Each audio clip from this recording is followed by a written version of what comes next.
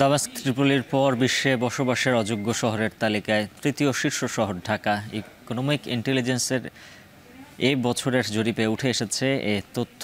British সংবাদ মাধ্যম magazine the ইকোনমিস্টের সিস্টার অর্গানাইজেশন ইআইইউ এর মঙ্গলবার প্রকাশ করে ১৭৩টি শহরের জরিপ। বলা হয়, ভূ রাজনৈতিক সংঘাত আর অস্থির শাসন ব্যবস্থা প্রভাব ফেলেছে সারা বিশ্বের স্থিতিশীলতা, শিক্ষা, স্বাস্থ্য আর অবকাঠামোতে।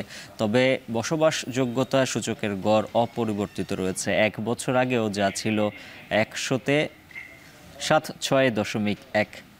তালিকায় ঢাকার পর চতুর্থ ও পঞ্চম বসবাসের অযোগ্য শহর করাচি ও আলজিয়ার্স। অন্যদিকে শীর্ষ বসবাসযোগ্য শহর ডেনমার্কের রাজধানী কোপেনহেগেন।